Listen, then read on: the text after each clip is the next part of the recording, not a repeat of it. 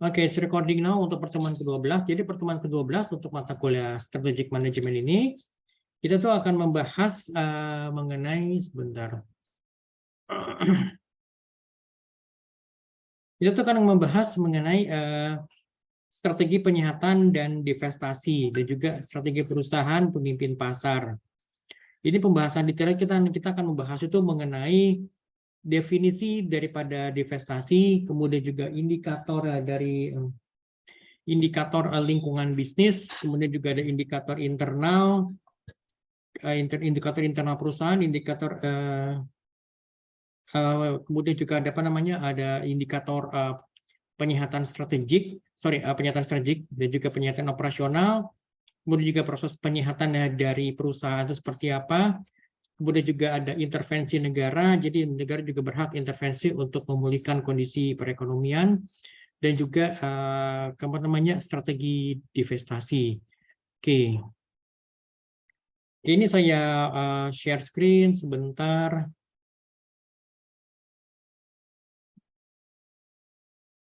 Sebentar nih, saya share screen dulu ya. Here we go.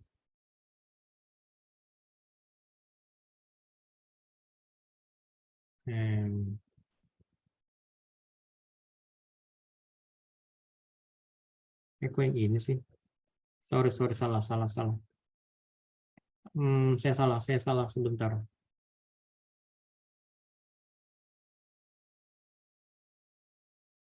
Oke, ini di layar teman-teman bisa terlihat ya untuk pertemuan ke-12 ya, slide-nya. Mari saya bikinin dokumentasinya ya sebentar. Oke, jadi kita mulai dari apa itu divestasi sih? Sebenarnya apa sih dimaksud dengan divestasi kan gitu ya? Oke, nah, divestasi itu merupakan pengurangan beberapa jenis aset dalam bentuk keuangan ataupun barang. Ini juga bisa disebut dengan bisnis penjualan yang dimiliki oleh perusahaan. Jadi bisnis yang dimiliki oleh perusahaan itu baik itu barangnya, jasanya, atau juga aset-asetnya itu dijual. Itu merupakan bagian dari bentuk divestasi. Mungkin teman-teman yang sudah sering mendengar kata investasi ya, misalnya seperti ini. Jadi misalnya Pak Presiden itu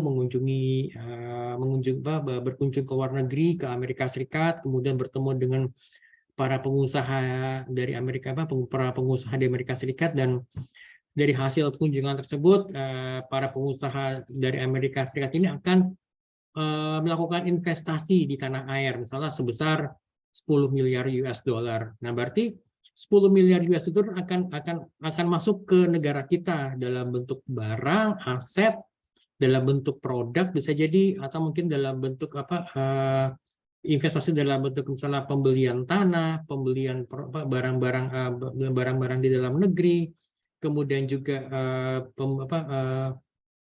pengiriman misalnya mesin-mesin produksi dari Amerika yang akan dipakai di Indonesia, itu merupakan bagian dari investasi. Nah, jadi kalau investasi berarti ada uang masuk gitu, ada uang masuk gitu kan ya, entah itu muncul ke negara atau ke perusahaan. Nah, sedangkan kalau divestasi itu berarti adanya pengurangan, jadi uangnya itu dikeluarin, jadi adanya pengurangan dalam bentuk aset-aset yang dijual, kemudian juga dalam bentuk kemudian misalnya barang-barang ataupun jasa yang dijual kepada perusahaan lain gitu ya, maksudnya dijual tuh maksudnya sudah tidak dipakai lagi, demikian juga aset-asetnya gitu kan. Jadi bahkan perusahaan ini yang dijual kepada pihak perusahaan lainnya kan gitu ya, gitu. Nah, sampai sini yang ditanyakan mungkin teman-teman, silakan monggo kalau menanyakan mengenai mengenai definisi dari divestasi. Ini kalau ada bertanyakan silakan, saya bisa langsung diinterrupt ya. Oke, kemudian kita lihat sini untuk indikator daripada lingkungan bisnis. Oke, ini sembari saya bikinin ini ya.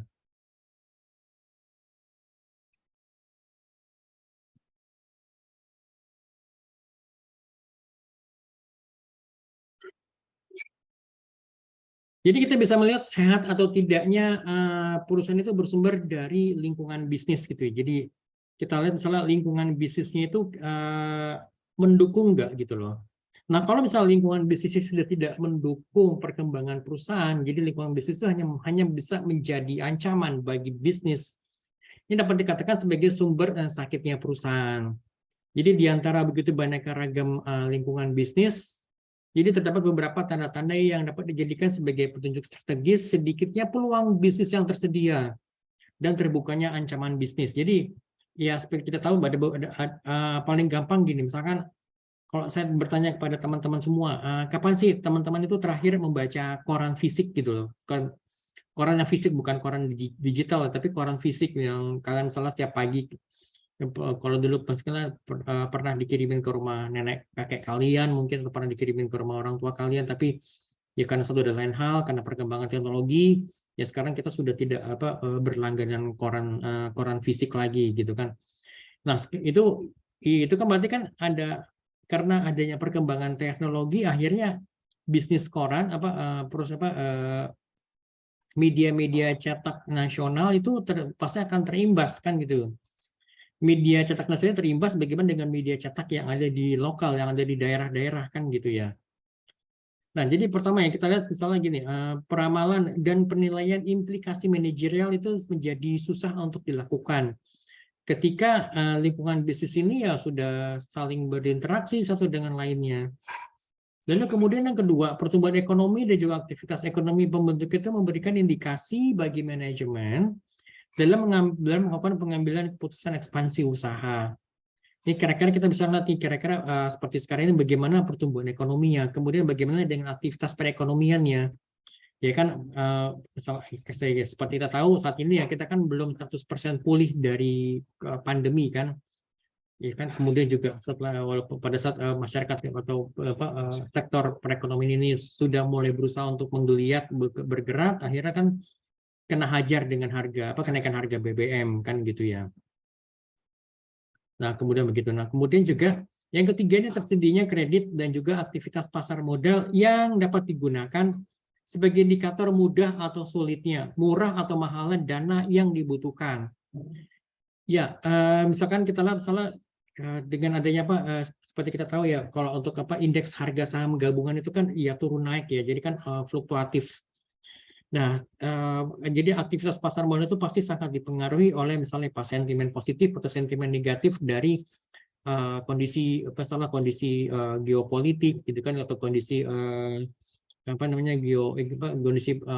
even juga kondisi perekonomian, misalnya dengan adanya misalnya kondisi yang semakin memanas di Laut Cina Selatan, maka akhirnya misalnya memicu akhirnya pergerakan saham itu turun, atau misalnya sahamnya itu kenaikannya pun walaupun ada kenaikan tapi kenaikannya itu tipis gitu ya.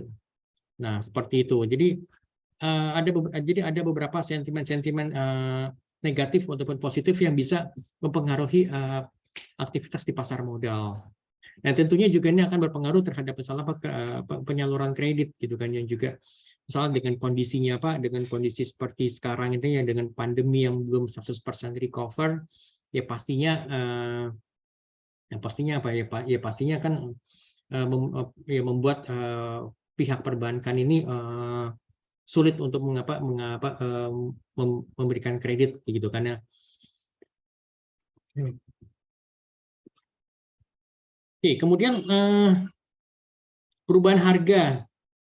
Perubahan harga ini memberikan indikasi yang cukup penting mengenai tingkat inflasi dan juga keseimbangan jumlah barang yang tersedia dan diminta oleh pasar. Jadi kan seperti kita tahu ya, salah satu unsur sembako itu kan minyak goreng yang sempat sempat menghilang, dan bahkan kalaupun juga ada ya harganya sempat naik 2 kali lipat kan, misalnya yang tadinya minyak goreng yang 1 liter itu harganya sekitar berkisar 14 sampai 15.000, tapi saat ini sudah di angka 30.000 kan gitu ya, kurang lebih ya, plus minus ya. Kemudian juga yang untuk minyak goreng yang 2 liter yang tadi harga 24.000 ya kan per liternya 24.000 untuk kemasan 2 liter, tapi ya dengan adanya ya kondisi ya sempat menghilang dan akhirnya ada masuk ke pasar, tetapi harganya sudah meningkat 2 kali lipat kan gitu ya. Nah, seperti itu. Jadi ini pastinya akan berpengaruh terhadap kemampuan daya beli masyarakat kan gitu, dan juga akan berpengaruh terhadap inflasi kan gitu ya. Belum lagi misalnya apa dengan adanya kenaikan harga BBM, ya kan pasti juga akan memberikan inflasi juga, karena itu makanya akhirnya harga barang-barang ya pasti akan ikut terimbas sih. Jadi apa dalam artian apa ya, harga barang akan meningkat kan gitu ya. Misalnya distribusi barang tuh menggunakan apa sih, kan pasti menggunakan transportasi darat kan, darat ataupun laut kan gitu ya. Nanti pasti kan membutuhkan apa, transportasi kan membutuhkan BBM kan, sedangkan harga BBM naik ya pasti ya harganya juga akan naik kan gitu, harga barangnya akan meningkat gitu ya. Oke, next. Kemudian kita bicara mengenai indikator internal. Jadi ada beberapa indikator yang dapat digunakan sebagai tanda tidak sehat, tandanya perusahaan ini sudah tidak sehat di awal tahap daur kehidupan perusahaan. Jadi kita bagi tiga nih, di tahap awal, kemudian di tahap tengahnya, pertengahan, kemudian juga di tahap akhir gitu ya. Nanti kita bahas lebih lanjut lagi yang dua sisanya. Sekarang kita fokus dulu kepada apa namanya nih, untuk tanda-tanda atau indikator yang dapat digunakan perusahaan tidak sehat yang muncul pada tahap awal daur kehidupan perusahaan. Yang pertama itu adalah ketidakcukupan kas, yang pertama ya. Jadi kasnya itu menurun gitu ya, kasnya. Jadi uang kasnya itu, cash kerasnya itu tidak cukup untuk melakukan kegiatan operasional perusahaan gitu kan. Maka akhirnya karena terjadinya keterbatasan likuiditas gitu kan ya. Kemudian juga karena ya terjadinya pengurangan modal kerja kan gitu. Kemudian juga hutang dagang yang membengkak, misalnya hutang terhadap supplier gitu kan, hutang terhadap misalnya pihak ketiga lainnya yang sudah lama membantu jalannya perusahaan. Kemudian juga piutangnya juga meningkat. Jadi piutang itu uang kita yang di pihak lain juga meningkat, dan kita memang kesulitan untuk menagihnya kan, seperti itu. Kemudian juga adanya penurunan return on investment gitu ya. Jadi rasio penghasilan terhadap investasi itu berkurang gitu loh. Kemudian juga penjualan ini salesnya itu atau revenue itu stagnan, tidak meningkat gitu kan. Bahkan juga terjadi kerugian selama beberapa kuartal. Jadi kerugiannya tuh rugi terus sama saja, kerugian terus secara terus menerus gitu ya dalam beberapa kuartal gitu kan. Kemudian juga tingkat absensi karyawan itu yang meningkat. Jadi karyawan itu sudah merasa sudah tidak ada sense of belonging terhadap perusahaan lagi, itu yang pertama. Kemudian juga karyawan tuh merasa bahwa kalau untuk selama kerja di perusahaan yang saat ini itu sudah merasa tidak ada artinya lagi, sehingga atau merasa tidak nyaman, atau bahkan juga merasa tidak safe pekerjaannya, sehingga akhirnya ya misalnya mereka mencari alternatif di luar, atau mungkin mereka lebih banyak melakukan izin gitu kan ya, izin misalnya ya untuk interview atau untuk melakukan pekerjaan lain yang di luar kewajiban perusahaan kan, seperti itu. Nah kemudian juga pengaduan konsumen ini meningkat. Ya, pengaduan konsumen meningkat, ya kan. Jadi jumlah pengaduannya itu, atau jumlah komplainnya, jumlah keluhannya itu semakin meningkat ya, karena apa? Misalnya karena ya mungkin karena perusahaan sudah tidak bisa menjaga kualitas dari produknya itu kan. Nah, jadi akhirnya semakin banyak konsumen yang melakukan keluhan terhadap perusahaan gitu. Lalu yang kedua ini indikator internal yang menunjuk pada tidak sehatnya perusahaan, yang ya, jadi ini pada pertengahan daur kehidupan perusahaan gitu kan ya. Ini stoknya meningkat. Stok meningkat tapi penjualan menurun. Marginnya berkurang. Jadi marginnya itu, profit itu mulai berkurang. Sedangkan cost meningkat terus gitu kan ya. Kemudian juga bantuan pembayaran di depan oleh bank juga itu sudah semakin meningkat. Jadi bank itu minta, misalnya kalau kita mau mungkin ada jaminannya gitu kan ya, seperti itu. Kemudian juga informasi keuangan dan juga manajemen itu lambat dan tidak akurat. Jadi informasi itu bahkan sering terjadi out of date gitu loh. Kemudian juga kepercayaan konsumen sudah mulai berkurang kan gitu ya. Bahkan saldo di bank itu juga tidak mencukupi.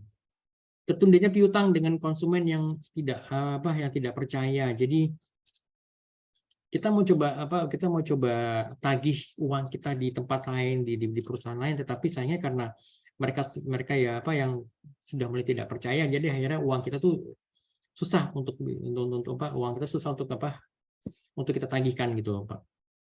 Kemudian juga pelanggaran perjanjian hutang ya, karena misalnya pembayarannya telat, cicilan hutangnya telat, jadi akhirnya ya terjadi pelanggaran gitu loh. Oke. Sampai sini teman-teman ada menanyakan, mungkin silakan monggo.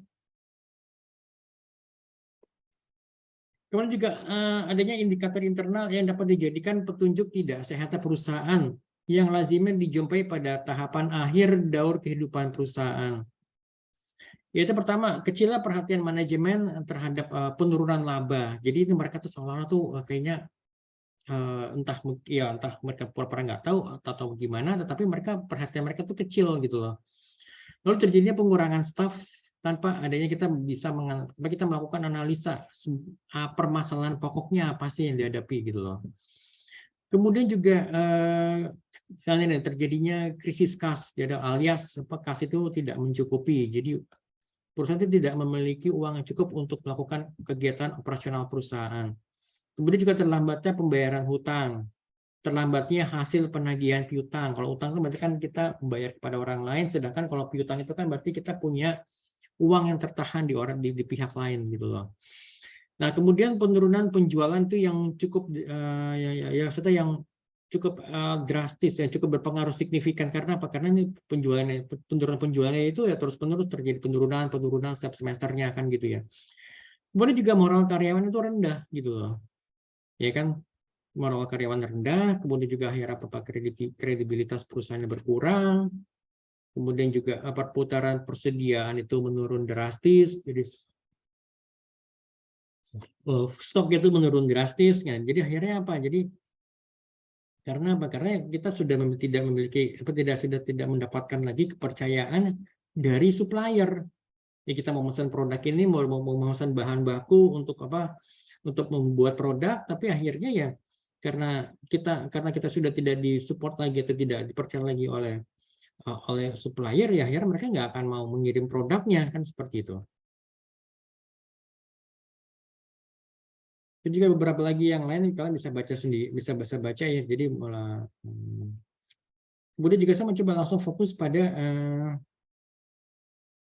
ini merupakan daftar indikator internal yang dapat muncul pada setiap tahapan daur kehidupan perusahaan. Jadi mulai dari ya harta kekayaan perusahaan yang mulai menurun, aset-aset mungkin karena mungkin aset-asetnya banyak yang ada beberapa yang dijual kan gitu ya. Pasar produk kuncinya itu jadi kita punya produk unggulan itu market share turun kan gitu ya. Mungkin tadi 55 turun menjadi 52, bukan nanti turun lagi ke 51, 50,5%. Wah, itu kan berarti karena apa? Karena ya kita punya produk itu sudah mulai tersaingi oleh kompetitor dan kompetitor berhasil untuk mengambil alih pasar kita gitu, pangsa pasar kita kan gitu ya. Kemudian juga turnover rate untuk tenaga kerja dan juga pihak manajemen.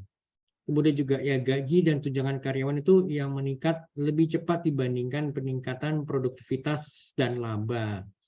Jadi ini kenaikan dari gaji dan tunjangan karyawan itu berada di atas dari tingkat produktivitas dan juga tingkat labanya kan gitu ya. Kemudian juga peningkatan manajemen itu bertambah panjang, jadi jalurnya itu ya semakin panjang gitu loh. Kemudian juga berpindahnya penguasaan market share ini kepada pesaing tadi ya, sudah saya jelaskan. Kemudian juga adanya perbedaan arah manajemen dan juga arah perusahaan, jadi ternyata tuh nggak klop gitu loh. Nah, kemudian juga buruknya laporan keuangan dari perusahaan itu juga akan ya, memberikan dampak yang cukup serius gitu ya. Kemudian juga penambahan hutang yang tidak terkendali, itu mesti hati-hati ini kan, apalagi misalkan pada saat kita mengambil utang ya pastinya kan kita punya kewajiban untuk mengembalikannya plus dengan bunganya gitu atau interestnya kan gitu ya. Kemudian juga kita bicara mengenai indikator kombinasi. Indikator kombinasi ini merupakan tanda-tanda yang dijadikan petunjuk tidak sehatnya perusahaan yang disebabkan oleh kedua determinan baik itu dari sifatnya dari internal maupun juga dari eksternal perusahaan gitu kan ya. Yaitu contohnya misalnya penerapan manajemen dengan prinsip pengecualian. Jadi manajemen pengecualian merupakan teknik pengawasan yang memungkinkan hanya penyimpangan kecil gitu, penyimpangan kecil antara yang hal-hal yang sudah kita rencanakan dengan pencapaian. Nah, jadi terdapat gapnya tuh kecil gitu kan. Kemudian juga yang kedua adalah mengenai delegasi yang tanpa adanya pengendalian, tanpa adanya pengawasan, controlling, dan juga tanpa adanya feedback atau umpan balik. Jadi ya istilahnya kayak karyawan itu, staf kerja itu yaudah dibiarin aja gitu loh, tanpa adanya pengawasan, tanpa adanya pengendalian gitu kan, tanpa juga adanya kita memberikan feedback atau umpan balik mengenai performance karyawan tersebut gitu loh. Kemudian juga vertikalisasi jenjang organisasi. Jadi nih organisasinya itu udah semakin panjang gitu kan ya, sebentar. Organisasi itu udah semakin panjang. Jadi misalkan kalau misalkan teman-teman itu tahu, jadi misalkan organisasi itu kan sebaiknya tuh bentuknya tuh slim itu jadi tuh kurus gitu. Karena sedangkan ini jalur itu kalau orang kalau jalurnya kalau misalnya kalau kayak di perusahaan-perusahaan besar itu kan misalnya dari staff, senior staff, kemudian ada supervisor, ada misalnya ada manager, kemudian ada senior manager, kemudian juga ada direktur, kemudian senior director, baru CEO. Itu kan itu jalurnya panjang gitu loh. Gitu loh. Nah, kemudian juga karyawan itu memiliki lebih dari satu pemimpin. Nah, ini yang membuat jadi staff ini bingung. Ini saya reportnya ke siapa gitu loh. Report ini kepada siapa? Saya ini punya atasan siapa? Gitu. Saya ini terima perintah ini dari siapa? Gitu. Sampai nanti ada orang lain atau tiba-tiba yang memberikan perintah ke saya dan saya diwajibkan untuk menuruti perintahnya dari perintah tersebut gitu loh. Nah, itu kan aneh jadinya. Jadi karyawan itu harus mengetahui rantai komando itu tuh bagaimana. Jadi chain of command atau rantai komando itu bagaimana. Jadi saya memberikan report kepada siapa. Pasti saya memberikan report kepada atasan saya siapa, atasan dari atasan saya itu siapa. Jadi harus tahu gitu loh. Rantainya itu seperti apa gitu kan. Kemudian juga bahkan lebih parahnya kita putusan rantai komando ini kan. Jadi terjadinya bisa jadi mungkin rantainya itu putus, jadi informasi itu tidak bisa mengalir ke bawah gitu kan, dan juga bahkan dari bawah itu tidak bisa memberikan feedback ke atas kan gitu ya.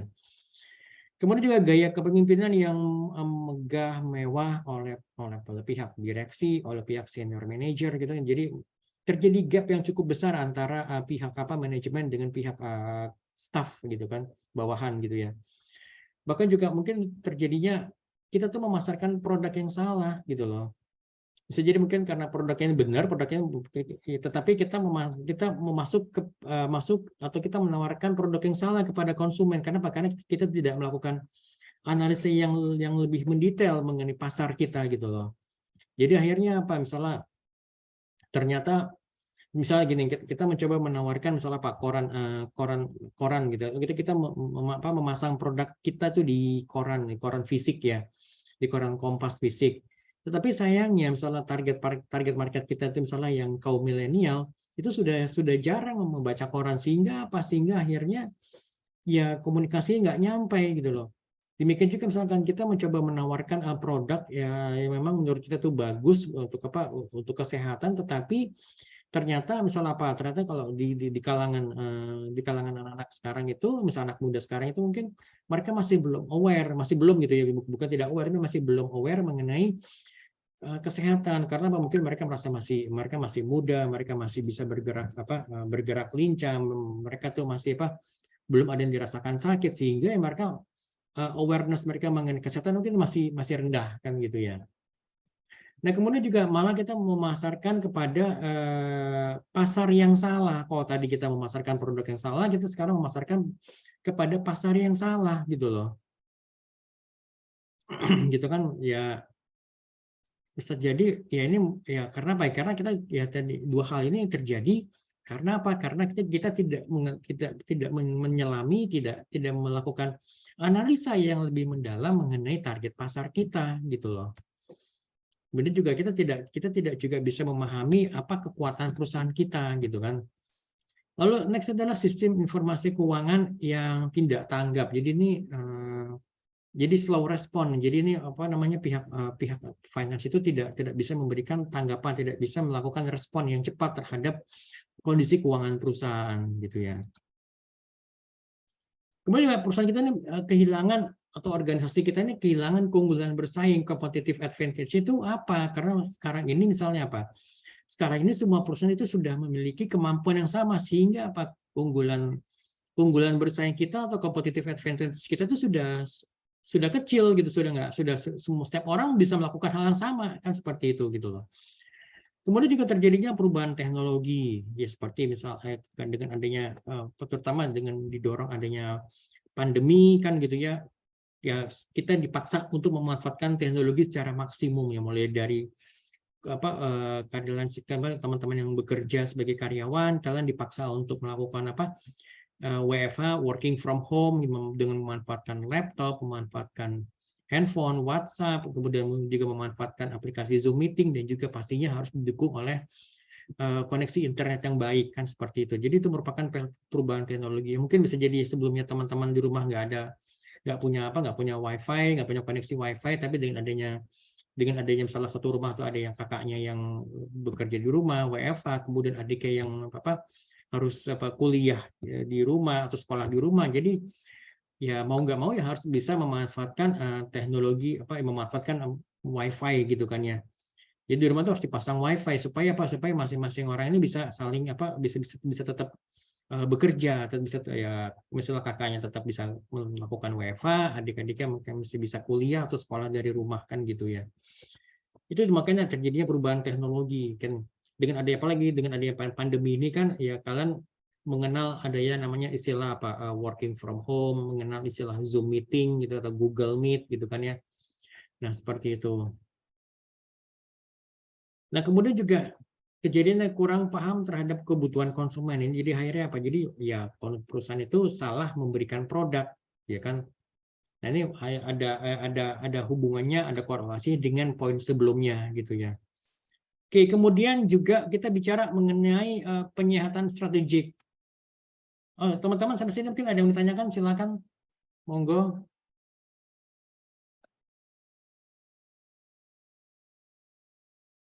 Silakan kalau ada yang ditanyakan. Pulang kita lanjut ya, teman-teman ya.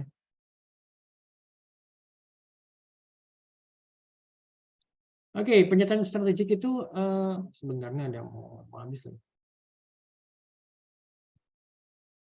Penyihatan strategik itu dilakukan kapan sih, atau diperlukan kapan sih? Ketika terjadi yang namanya kesalahan strategis, yaitu pertama, berkaitan dengan usaha penyihatan terhadap sakit yang disebabkan ketidakmampuan perusahaan memenuhi kebutuhan konsumen dengan produk yang ada saat ini, gitu loh. Gitu kan. Jadi perusahaan itu nggak sanggup, tidak memiliki kesanggupan untuk memenuhi kebutuhan konsumen dengan produk yang ada saat ini, dengan komponen pokok sudah ditetapkan, gitu loh. Jadi akhirnya harus dilakukan penyihatan strategik. Kemudian yang kedua, penyihatan strategis itu dibutuhkan apabila manajemen membuat kesalahan strategis yang mengakibatkan perusahaan berada di luar misi yang diharapkan.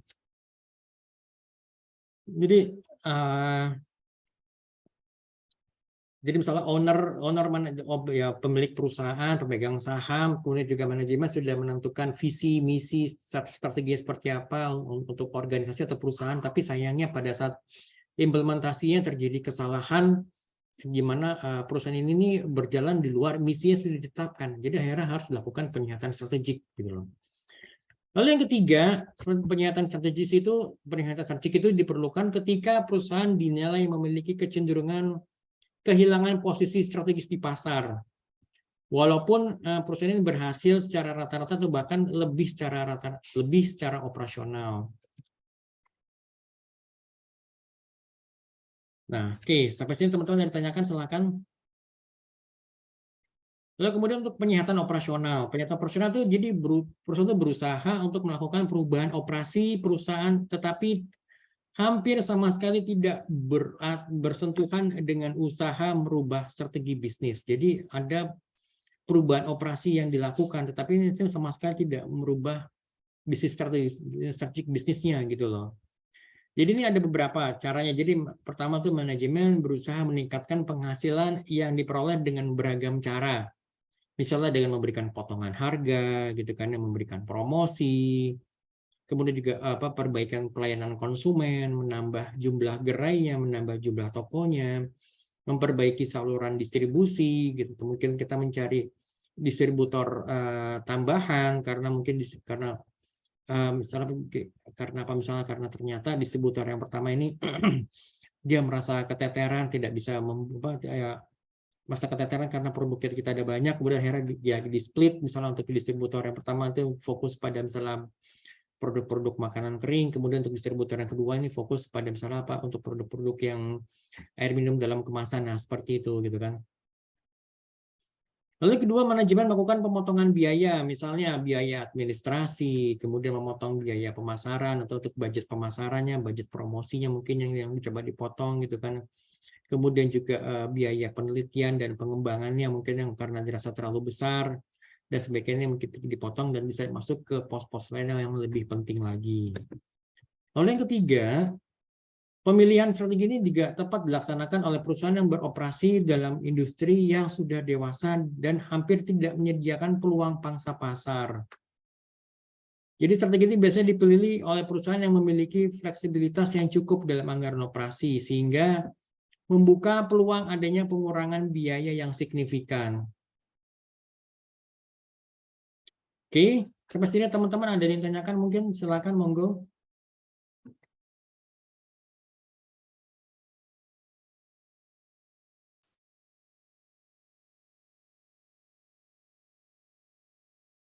Kalau enggak kita lanjut lagi teman-teman ya.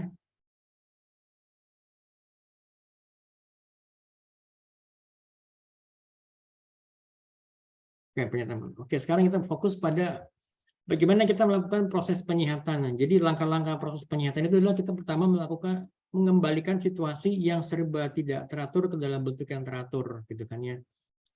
Contohnya misalkan tadi misalnya kita punya distributor yang menangani semua produk-produk itu, sedangkan produk kita itu beragam, mulai dari makanan kering, kemudian juga produk-produk misalnya air minum dalam kemasan, kemudian juga minuman kesehatan.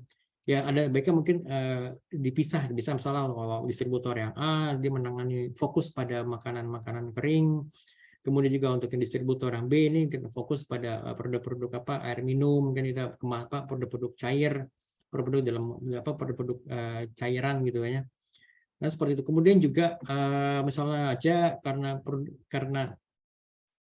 kita punya perusahaan itu punya banyak produk dan semuanya dihandle oleh satu marketing manager atau senior marketing manager, ya sebaiknya itu dibagi misalnya untuk yang ada product manager A, product manager B, product manager C gitu. Jadi yang akan membantu meringankan tugas dari si marketing seniornya ini gitu loh. Itu contohnya. Lalu yang kedua, memberikan penilaian secara menyeluruh, secara overall mengenai kemungkinan penarikan penghasilan dari piutang dagang yang normal itu jangka waktunya pendek. Jadi kita punya piutang dagang, itu kita coba tarik aja gitu loh. Kemudian juga mulai dipikirkan kemungkinan mencari sumber tambahan penghasilan baru. Jadi apakah kita membuka pasar baru atau mungkin kita membuat produk alternatifnya dengan memanfaatkan pasar yang ada. Gitu kan, atau kita membuat kemasan yang lebih kecil, kemasan ekonomis, itu juga bisa menjadi sumber penghasilan baru karena misalnya paketnya kita masuk misalnya ke segmen yang bawah, ya segmen yang memang mereka benar-benar concern mengenai harga produk gitu kan ya. Kemudian untuk tahapan proses penyihatan. Jadi manajemen itu melakukan evaluasi menyeluruh, overall evaluation, yang biasanya membutuhkan waktu 1-3 bulan. Jadi adanya evaluasi menyeluruh, kemudian juga setelah itu baru kita melakukan planning rencana penyihatan, itu butuh waktu 1-6 bulan. Setelah evaluasi ini selesai, kemudian juga melakukan implementasi rencana penyihatan yang sudah dibuat, Ini butuh waktu 6 sampai 12 bulan, itu juga perlu setelah rencana penyertaan selesai, kemudian juga membuat manajemen membuat langkah-langkah stabilisasi perusahaan, ini membutuhkan waktu 6 sampai 12 bulan. Kan gitu ya. Kemudian juga penyiapan ke arah pertumbuhan bisnis, jadi pasti waktunya butuh tahunan gitu kan ya. Ya setelah semuanya tadi langkah-langkah di atas dilakukan, baru kita melakukan preparation untuk business growth gitu ya. Oke, sampai sini teman-teman ada yang tanyakan mungkin silakan. Ini tinggal dikit lagi.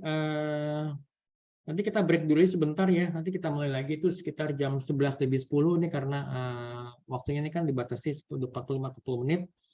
Oke, nanti kita ketemu lagi jam 11 lebih 10 teman-teman ya. Oke, I'll see you around and don't go too far. Oke, untuk sesi kedua, ini kita akan ngebahas tadi mengenai apa tadi intervensi negara dan juga strategi divestasi ya. Oke, ini saya share screen. There we go.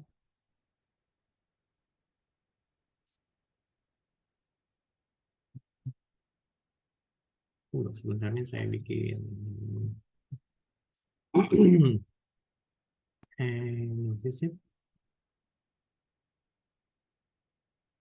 Oke, kalau kita bicara mengenai intervensi negara, ya.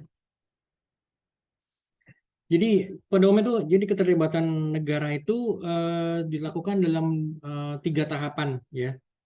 Jadi negara itu merumuskan dan mengimplementasikan kebijakan ekonomi makro dan juga hukum yang dibutuhkan sebagai landasan penyihatan perekonomian, gitu kan ya. Lalu kemudian yang kedua, negara terlebih dahulu menyehatkan sektor keuangan, khususnya untuk sektor perbankan. Jadi perbankan itu yang dikuatkan supaya apa? Supaya sektor keuangannya itu sehat kan gitu ya.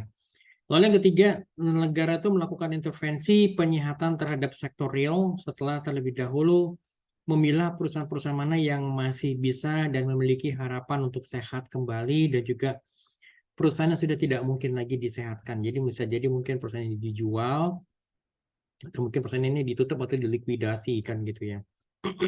Next.